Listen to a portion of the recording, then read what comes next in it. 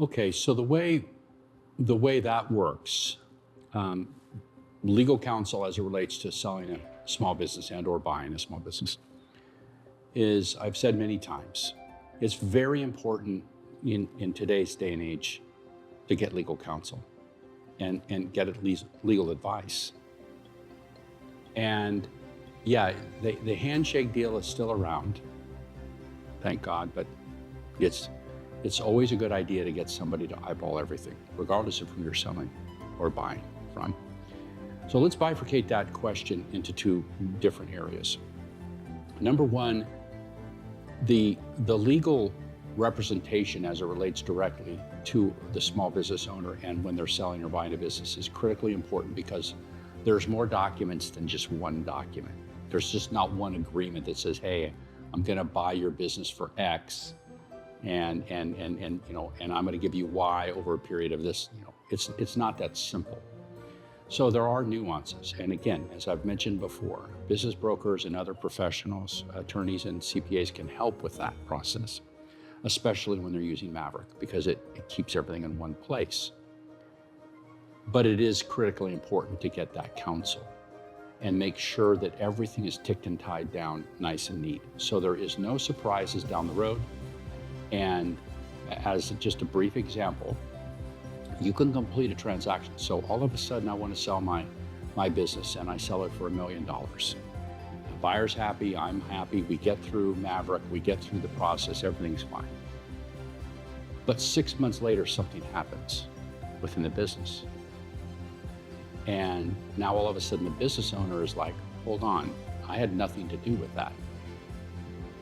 And yeah, I did a handshake deal, but I don't have any documentation to back that up. So all of a sudden the buyer could be saddled with an obligation that is not necessarily theirs.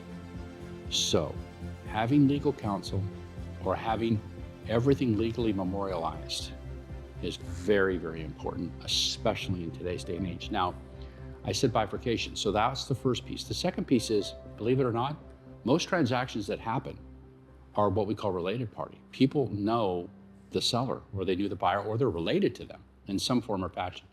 Partnership, or two partners, excuse me, it could be a mom, dad, selling to their kids, something along those lines. Even those transactions should not be just laissez-faire, let's just, we'll all agree. They should be memorialized. There's a reason for that because it stops any kind of misunderstanding, ruining not just friendships, but sometimes family relationships.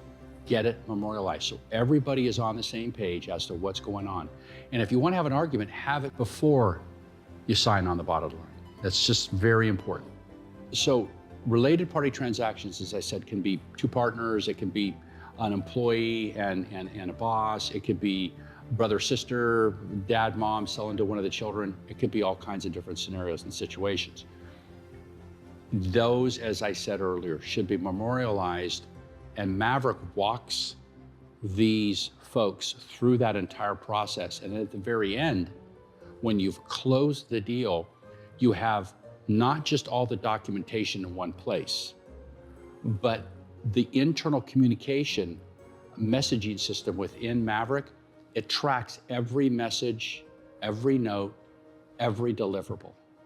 So you have a record of everything that happened in that transaction, including messages, without equivocation. You do not have that if you're using email, text messages. I guess you could keep all of those, but why would you do that when you can have it on one app?